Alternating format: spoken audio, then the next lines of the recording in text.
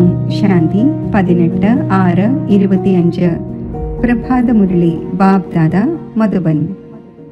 ബാബു പറയുന്നു, മധുരമായ കുട്ടികളെ, ഈ രുദ്രജ്ഞാന യജ്ഞം സ്വയം രുദ്ര ഭഗവാനാണ് രചിച്ചിരിക്കുന്നത്. ഇതിൽ നിങ്ങൾ തൻ്റെ സർവ്വതും സ്വാഹ ചെയ്യും. കാരണം ഇപ്പോൾ വീട്ടിലേക്ക് പോകേണ്ടതുണ്ട്. ചോദ്യം: സംഗമയുഗത്തിൽ ഏതൊരു വണ്ടർഫുൾ കളിയാണ് നടക്കുന്നത്? ഉത്തരം: ഭഗവാനാൽ രചിക്കപ്പെട്ട യജ്ഞത്തിൽ തന്നെയാണ് അസുരന്മാരുടെ വിഘ്നം ഉണ്ടാകുന്നത്. ഈ വണ്ടർഫുൾ കളിയും സംഗമത്തിൽ തന്നെയാണ് നടക്കുന്നത്. ഇങ്ങനെയുള്ള യജ്ഞം പിന്നെ മുഴുവൻ കൽപ്പത്തിലും രചിക്കപ്പെടുന്നില്ല. ഇതാണ് സ്വരാജ്യം നേടുന്നതിനുള്ള രാജസ്വ അശ്വമേധ യജ്ഞം. ഇതിൽ തന്നെയാണ് വിഘ്നം ഉണ്ടാകുന്നത്. ഓം ശാന്തി. നിങ്ങൾ എവിടെ ഇരിക്കുന്നു? ഇതിനെ സ്കൂൾ അഥവാ യൂണിവേഴ്സിറ്റി എന്നും പറയാൻ സാധിക്കും. വിശ്വവിദ്യാലയമാണ്. ഇതിന് ഈശ്വരീയ ബ്രാഞ്ചസ് ഉണ്ട്. ബാബ ഏറ്റവും വലിയ യൂണിവേഴ്സിറ്റി തുറന്നിരിക്കുന്നു. ശാസ്ത്രങ്ങളിൽ രുദ്രയജ്ഞം എന്ന പേര് എഴുതിയിട്ടുണ്ട്. ഈ സമയം കുട്ടികളായ നിങ്ങൾക്കറിയാം, ശിവ് ബാബയാണ് ഈ പാഠശാല അഥവാ യൂണിവേഴ്സിറ്റി തുറന്നിരിക്കുന്നത്. ഉയർന്നതിലും ഉയർന്ന ബാബയാണ് പഠിപ്പിക്കുന്നത്. ഇത് കുട്ടികളുടെ ബുദ്ധിയിൽ ഓർമ്മ ഉണ്ടായിരിക്കേണ്ടതാണ്. ഭഗവാനാണ് നമ്മെ പഠിപ്പിക്കുന്നത്. ഭഗവാൻ രചിച്ച യജ്ഞമാണ് ഇത്. ഇതിൻ്റെ പേരും പ്രസിദ്ധമാണ്. രാജസ്വ അശ്വമേധ രുദ്ര ജ്ഞാന യജ്ഞം. രാജസ്വ എന്നാൽ സ്വരാജ്യത്തിന് വേണ്ടി. അശ്വമേധം, ഈ എന്തെല്ലാം കാണപ്പെടുന്നുവോ അവയെല്ലാം സ്വാഹ ചെയ്തുകൊണ്ടിരിക്കുകയാണ്. ശരീരവും സ്വാഹയാകുന്നു. ആത്മാവ് സ്വാഹ ആവുക സാധ്യമല്ല. എല്ലാ ശരീരവും സ്വാഹയാകും. ശേഷം ആത്മാക്കൾ തിരിച്ചു പോകും. ഇത് സംഗമയുഗമാണ്. വളരെയധികം ആത്മാക്കൾ പോകും. പിന്നെ ശരീരം ഇല്ലാതാകും. ഇതെല്ലാം ഡ്രാമയാണ്. നിങ്ങൾ ഡ്രാമയ്ക്ക് വശംവദരായി പോയിക്കൊണ്ടിരിക്കുന്നു. ബാബ പറയുന്നു, ഞാൻ രാജസ്വ യജ്ഞം രചിച്ചിരിക്കുന്നു. ഇതും ഡ്രാമ പ്ലാൻ അനുസരിച്ചാണ് രചിക്കപ്പെട്ടിരിക്കുന്നത്. ഞാൻ യജ്ഞം രചിച്ചിരിക്കുന്നു എന്ന് പറയുകയില്ല. ഡ്രാമ പ്ലാൻ അനുസരിച്ച് കുട്ടികളായ നിങ്ങളെ പഠിപ്പിക്കുന്നതിനായി കഴിഞ്ഞ കൽപ്പത്തിലേതുപോലെ ജ്ഞാനയജ്ഞം രചിക്കപ്പെട്ടിരിക്കുന്നു. ഞാനാണ് രചിച്ചത് എന്നതും അർത്ഥം വരുന്നില്ല. ഡ്രാമ പ്ലാൻ അനുസരിച്ച് രചിക്കപ്പെട്ടിരിക്കുന്നു. കൽപ്പം തോറും രചിക്കപ്പെടുന്നു. ഈ ഡ്രാമ തയ്യാറാക്കപ്പെട്ടതാണല്ലോ. ഡ്രാമ പ്ലാൻ അനുസരിച്ച് ഒരു തവണ യജ്ഞം രചിക്കപ്പെടുന്നു. ഇത് ഏതെങ്കിലും പുതിയ കാര്യമല്ല. ഇപ്പോൾ ബുദ്ധിയിൽ ഇരുന്നു കഴിഞ്ഞു. തീർച്ചയായും 5000 വർഷങ്ങൾക്ക് മുമ്പും സത്യയുഗം ഉണ്ടായിരുന്നു. ഇപ്പോൾ ചക്രം വീണ്ടും റിപ്പീറ്റ് ആയിക്കൊണ്ടിരിക്കുന്നു. വീണ്ടും പുതിയ ലോകം സ്ഥാപനയായിക്കൊണ്ടിരിക്കുന്നു. നിങ്ങൾ പുതിയ ലോകത്തിൽ സ്വരാജ്യം നേടുന്നതിനായി പഠിച്ചുകൊണ്ടിരിക്കുന്നു. പവിത്രവും തീർച്ചയായും ആകണം. ആരാണോ ഡ്രാമ അനുസരിച്ച് കഴിഞ്ഞ കൽപ്പത്തിലും ആയിരുന്നത് അവർ തന്നെയാണ് ആകുന്നത്. ഇപ്പോഴും ആകും. ഡ്രാമയെ സാക്ഷിയായി നോക്കേണ്ടതുണ്ട്.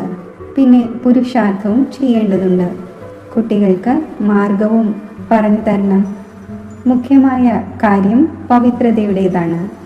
ബാബയെ വിളിക്കുന്നത് തന്നെ വരൂ, പവിത്രമാക്കി നമ്മെ ഈ മോശമായ ലോകത്ത് നിന്നും കൊണ്ടുപോകൂ എന്നാണ്. ബാബ വന്നിരിക്കുന്നത് തന്നെ വീട്ടിലേക്ക് കൊണ്ടുപോകാനാണ്. കുട്ടികൾക്ക് വളരെയധികം പോയിന്റ്സും നൽകപ്പെടുന്നു. മുഖ്യമായ കാര്യം ബാബ വീണ്ടും പറയുന്നു, മന്മനാഭവ. പാവനമാകുന്നതിന് വേണ്ടിയാണ് ബാബയെ ഓർമ്മിക്കുന്നത്. ഇത് മറക്കുവാൻ പാടില്ല. എത്ര ഓർമ്മിക്കുമോ അത്രയും നേട്ടമുണ്ടാകും. ചാർട്ട് വെക്കേണ്ടതാണ്. ഇല്ലെങ്കിൽ പിന്നെ അവസാനം തോറ്റുപോകും. കുട്ടികൾ മനസ്സിലാക്കുന്നുണ്ട്, നമ്മൾ തന്നെയാണ് സദോ പ്രധാനം ആയിരുന്നത്. നമ്പർ 1 പുരുഷാർത്ഥമനുസരിച്ച് ആരാണോ ഉയർന്നവരാകുന്നത് അവർക്ക് കൂടുതൽ പ്രയത്നവും ചെയ്യേണ്ടി വരും. ഓർമ്മയിൽ ഇരിക്കേണ്ടി വരും. ബാക്കി അല്പം സമയമാണുള്ളത് എന്നത് മനസ്സിലാക്കുന്നു.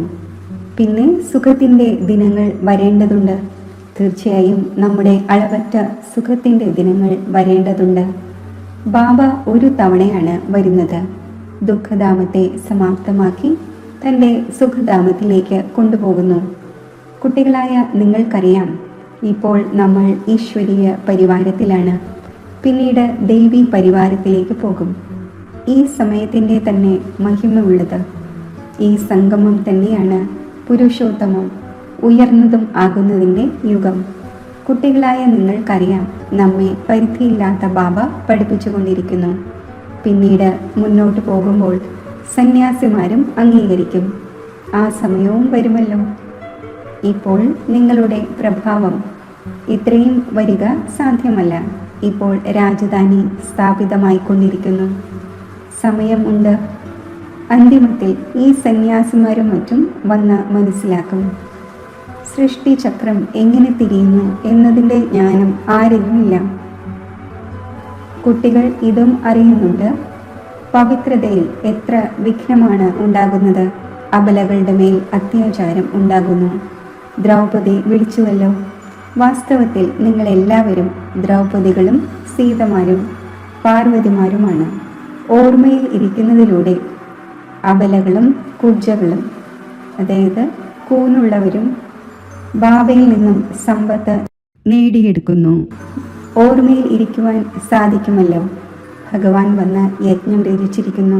ഇതിൽ എത്ര വിഘ്നമുണ്ടാകുന്നു. ഇപ്പോഴും വിഘ്നം ഉണ്ടായിക്കൊണ്ടിരിക്കുന്നു. കന്യകമാരെ ബലം പ്രയോഗിച്ച് വിവാഹം ചെയ്യിക്കുന്നു. ഇല്ലെങ്കിൽ അടിച്ച് പുറത്താക്കുന്നു.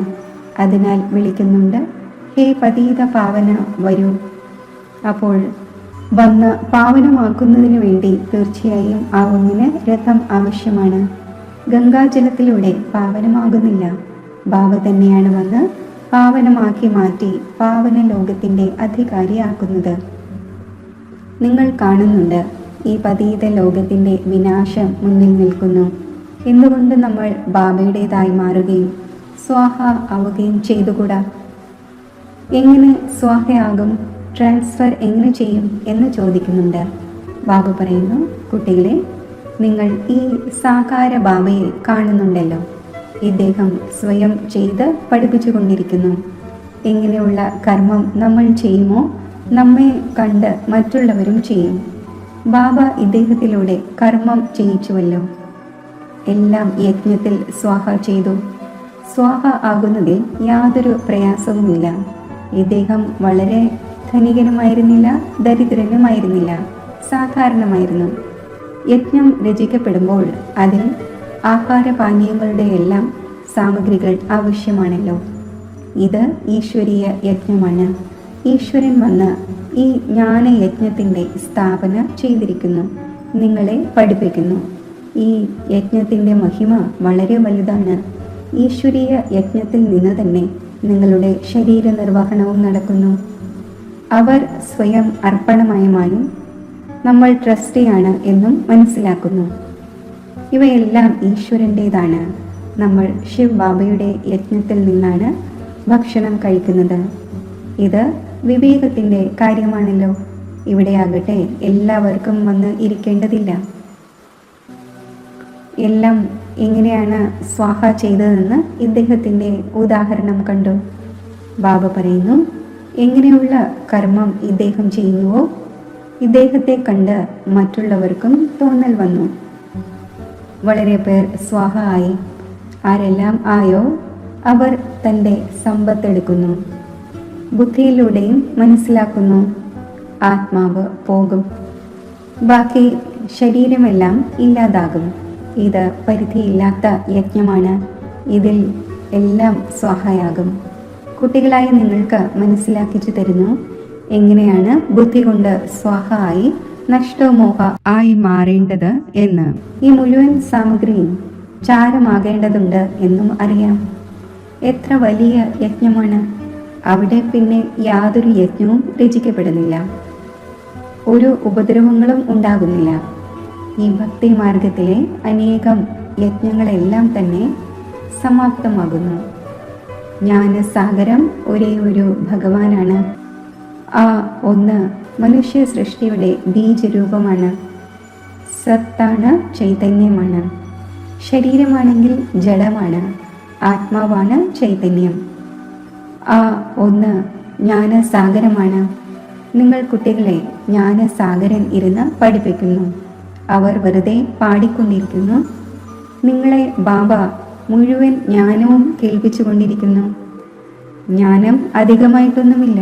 വേൾഡിൻ്റെ ചക്രം എങ്ങനെയാണ് തിരിയുന്നത്, ഇത് കേവലം മനസ്സിലാക്കിച്ചു കൊടുക്കണം. ഇവിടെ ബാബ നിങ്ങളെ പഠിപ്പിച്ചുകൊണ്ടിരിക്കുകയാണ്. സാധാരണ ശരീരത്തിൽ പ്രവേശിക്കുന്നു എന്ന് പറയുന്നുമുണ്ട്. ഭാഗീരഥനും പ്രസിദ്ധമാണ്. തീർച്ചയായും മനുഷ്യനിൽ തന്നെയായിരിക്കുമല്ലോ ബാബ വരുന്നത്. ശിവൻ എന്ന ബാബയുടെ ഒരേ ഒരു നാമം തന്നെയാണ് തുടർന്നു വരുന്നത്. മറ്റുള്ളവരുടെ എല്ലാം പേര് മാറുന്നു, ഈ ഒന്നിൻ്റേത് മാറുന്നില്ല. പിന്നെ ഭക്തിയിൽ അനേകം നാമങ്ങൾ വെച്ചിട്ടുണ്ട്. ഇവിടെയാകട്ടെ ശിവ് ബാബ എന്നാണ്. ശിവൻ എന്ന് മംഗളകാരിയാണ് പറയുന്നത്. ഭഗവാൻ തന്നെ വന്ന് പുതിയ ലോകമാകുന്ന സ്വർഗം സ്ഥാപിക്കുന്നു. അപ്പോൾ മംഗളകാരി ആയല്ലോ. നിങ്ങൾക്കറിയാം, ഭാരതത്തിൽ സ്വർഗമുണ്ടായിരുന്നു, ഇപ്പോൾ നരകമാണ്. വീണ്ടും സ്വർഗം തീർച്ചയായും ഉണ്ടാകും. ബാബ തോണിക്കാരനായി വന്ന് നിങ്ങളെ ഇക്കരെ നിന്നും അക്കരെ കൊണ്ടുപോകുന്ന ഇതിനെയാണ് പുരുഷോത്തമ സംഗമയുഗം എന്ന് പറയുന്നത്. ഇത് പഴയ ദുഃഖത്തിൻ്റെ ലോകമാണ്.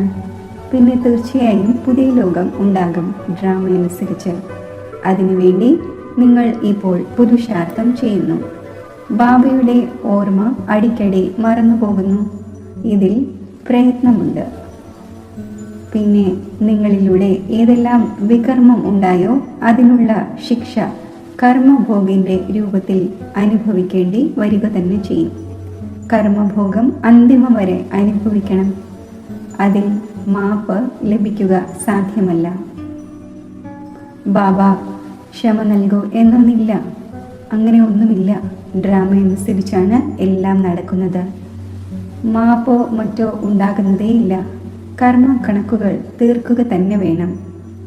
തമോ പ്രധാനത്തിൽ നിന്നും സദോ പ്രധാനം ആകണം. ഇതിനു വേണ്ടി ശ്രീമത്വം ലഭിക്കുന്നു. ശ്രീ ശ്രീ ശിവ് ബാബയുടെ ശ്രീമത്തിലൂടെ നിങ്ങൾ ശ്രീയായി മാറുന്നു. ഉയർന്നതിലും ഉയർന്ന ബാബ നിങ്ങളെ ഉയർന്നവരാക്കുന്നു. നിങ്ങൾ ഇപ്പോൾ ആയിക്കൊണ്ടിരിക്കുന്നു. ഇപ്പോൾ നിങ്ങൾക്ക് സ്മൃതി വന്നു കഴിഞ്ഞു. ബാബ കൽപ്പകൽപ്പങ്ങളിൽ വന്ന് നമ്മളെ പഠിപ്പിക്കുന്നു. പകുതി കൽപ്പം അതിൻ്റെ പ്രാപ്തി ലഭിക്കുന്നു. സൃഷ്ടി ചക്രം ഇങ്ങനെ തിരിയുന്നു എന്ന ജ്ഞാനത്തിൻ്റെയും ആവശ്യമുണ്ടായിരിക്കുന്നില്ല.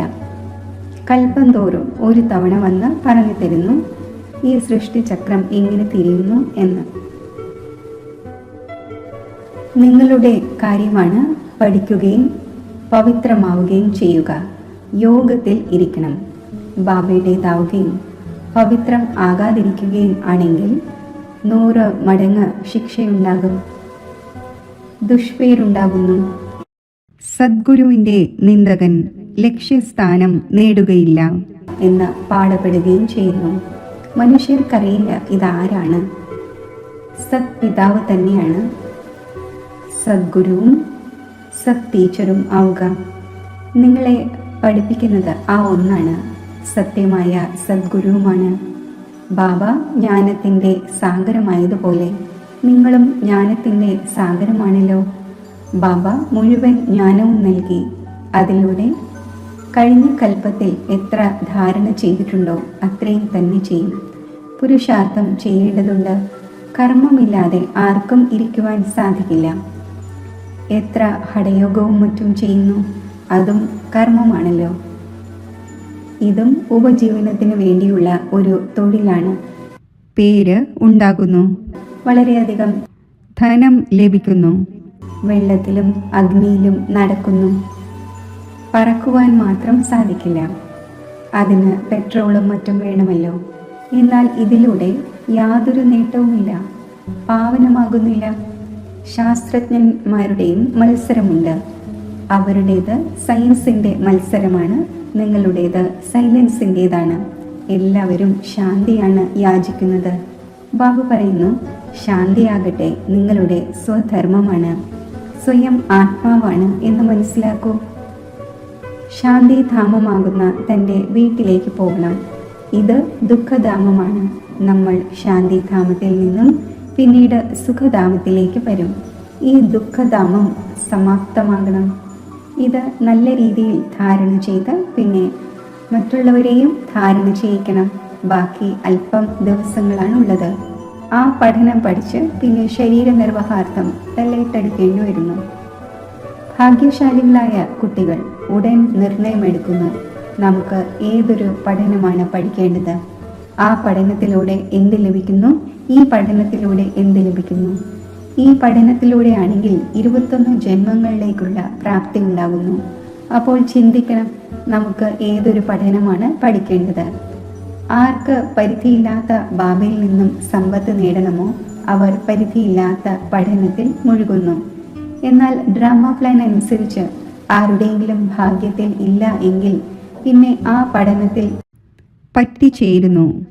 ഈ പഠനം പഠിക്കില്ല, ഒഴിവ് സമയം ലഭിക്കുന്നില്ല എന്ന് പറയുന്നു. ബാബ ചോദിക്കുന്നു, ഏത് ജ്ഞാനമാണ് നല്ലത്? അതിൽ നിന്നും എന്ത് ലഭിക്കും, ഇതിൽ നിന്നും എന്ത് ലഭിക്കും? പറയുന്നു ബാബ, ഭൗതിക പഠനത്തിലൂടെ എന്ത് ലഭിക്കുവാനാണ്? ഒരൽപ്പം സമ്പാദിക്കും.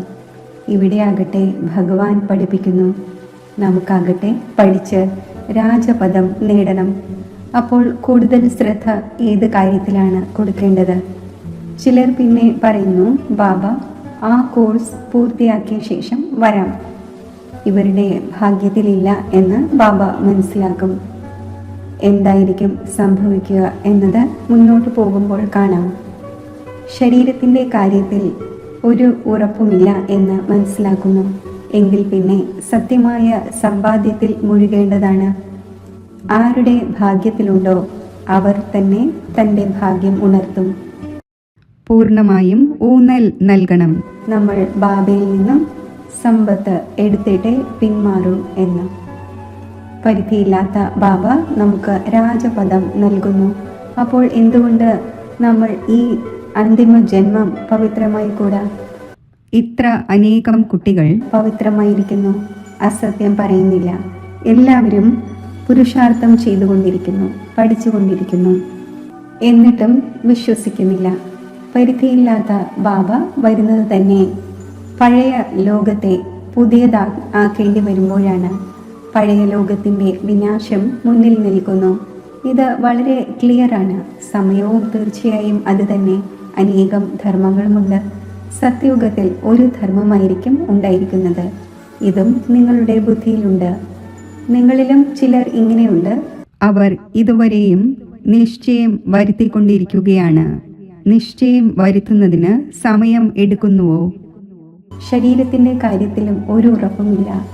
അല്പം പോലും ചാൻസ് പാഴാക്കുവാൻ പാടില്ല. ആരുടെയെങ്കിലും ഭാഗ്യത്തിലില്ലെങ്കിൽ അല്പം പോലും ബുദ്ധിയിൽ വരുന്നില്ല. ശരി, മധുരമധുരമായ വളരെ കാലം വേർപിരിഞ്ഞ ശേഷം തിരിച്ചു കിട്ടിയ കുട്ടികൾക്ക് മാതാവും പിതാവുമായ ബാപ്ദാദയുടെ സ്നേഹസ്മരണകൾ. Good morning. ആത്മീയ പിതാവിൻ്റെ ആത്മീയ കുട്ടികൾക്ക് നമസ്തേ. ധാരണയ്ക്കുള്ള മുഖ്യസാരം: സത്യമായ സമ്പാദ്യം നടത്തി 21 ജന്മത്തേക്ക് തൻ്റെ ഭാഗ്യം ഉണ്ടാക്കണം. ശരീരത്തിൻ്റെ മേൽ യാതൊരു ഉറപ്പുമില്ല. അതിനാൽ അല്പം പോലും ചാൻസ് പാഴാക്കരുത്. നഷ്ടോമോഹമായി തൻ്റെ സർവ്വതും രുദ്രയജ്ഞത്തിൽ സ്വാഹ ചെയ്യണം. സ്വയം തന്നെ അർപ്പിച്ച് ട്രസ്റ്റിയായി സംരക്ഷിക്കണം. സാകാര ബാബയെ ഫോളോ ചെയ്യണം. വരദാനം: ഈശ്വരീയ ലഹരിയിലൂടെ പഴയ ലോകത്തെ മറക്കുന്ന സർവപ്രാപ്തി സമ്പന്നരായി ഭവിക്കട്ടെ. ഏതുപോലെ ആ ലഹരി സർവ്വതും മറപ്പിക്കുന്നു, അതേപോലെ ഈ ഈശ്വരീയ ലഹരി ദുഃഖങ്ങളുടെ ലോകത്തെ സഹജമായി തന്നെ മറപ്പിക്കുന്നു. ആ ലഹരിയിൽ വളരെയധികം നഷ്ടമുണ്ട്. അധികം കുടിക്കുന്നതിലൂടെ ഇല്ലാതായി പോകുന്നു. എന്നാൽ ഈ ലഹരി അവിനാശിയാക്കി മാറ്റുന്നു. ആരാണോ സദാ ഈശ്വരീയ ലഹരിയിൽ ലഹരി പിടിച്ചിരിക്കുന്നത് അവർ സർവപ്രാപ്തി സമ്പന്നമായി മാറുന്നു. ഒരു ബാബ രണ്ടാമതായി ആരുമില്ല. ഈ സ്മൃതി തന്നെയാണ് ലഹരി കയറ്റുന്നത്. ഈ സ്മൃതിയിലൂടെ സമൃദ്ധി വരുന്നു. സ്ലോഗൻ: അന്യോന്യം കോപ്പി ചെയ്യുന്നതിനു പകരം ബാബയെ കോപ്പി ചെയ്യൂ. അവ്യക്ത സൂചന: ആത്മീയ സ്ഥിതിയിൽ സ്ഥിതി ചെയ്യുന്നതിൻ്റെ അഭ്യാസം ചെയ്യൂ. അന്തർമുഖിയാകൂ. അന്തർമുഖിയായി ഇരിക്കുന്നവർക്ക് തന്നെയാണ് ഓരോ ജ്ഞാനരത്നത്തിൻ്റെ ഗുഹ്യതയിലേക്ക് പോകാൻ സാധിക്കുന്നത്. ജ്ഞാനത്തിൻ്റെ ഓരോ പോയിന്റിൻ്റെയും രഹസ്യം എന്താണ്? ഏത് സമയത്ത് ഏത് വിധിയിലൂടെ അതിനെ കാര്യത്തിലും സേവനത്തിലും വിനിയോഗിക്കണം? ഈ വിധം അതിന്മേൽ മനനം ചെയ്ത് ആ രഹസ്യത്തിൻ്റെ രസത്തിലേക്ക് പോകൂ. അപ്പോൾ ലഹരിയുടെ അനുഭൂതി ചെയ്യുവാൻ സാധിക്കും. ഓം ശാന്തി. യോഗത്തിൻ്റെ അഭ്യാസം. ഞാൻ ആത്മസ്വരൂപത്തിൽ സ്ഥിതി ചെയ്യുന്നു.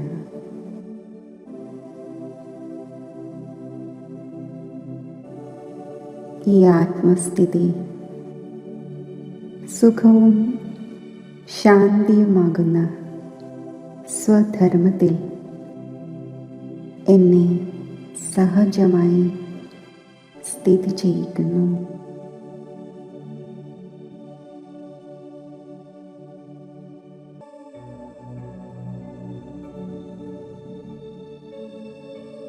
ബിന്ദുരൂപമായ ഞാൻ ശാന്തിധാമമാകുന്ന എൻ്റെ സ്വഗ്രഹത്തിൽ സഹജമായി സ്ഥിതി ചെയ്യുന്നു.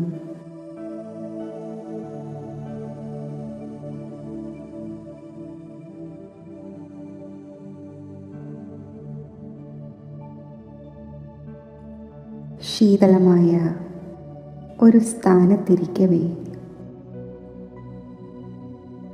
ശീതളതയുടെ അനുഭവം സ്വതവേ ഉണ്ടാകുന്നത് പോലെ ഈ ശാന്തിധാമത്തിൽ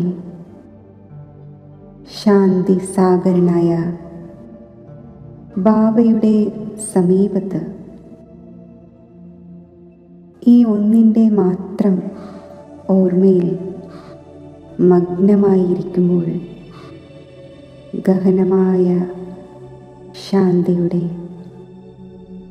ആത്മശാന്തിയുടെ അനുഭവം എനിക്ക് പ്രാപ്തമാവുകയാണ്.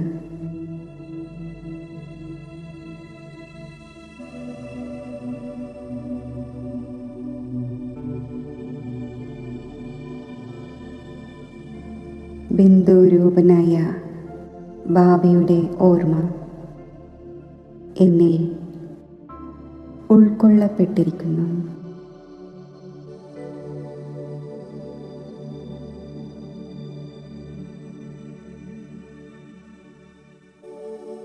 ശാന്തിധാമത്തിൽ ശാന്തിയുടെ സാഗരനായ ബാബയുമായി ഇങ്ങനെ കമ്പൈൻഡ് സ്വരൂപമായിരുന്ന ഞാൻ ഇപ്പോൾ വിശ്വത്തിലേക്ക് ഈ അനുപമമായ ശാന്തിയുടെ പ്രകാശവീചികൾ വ്യാപിപ്പിക്കുകയാണ്.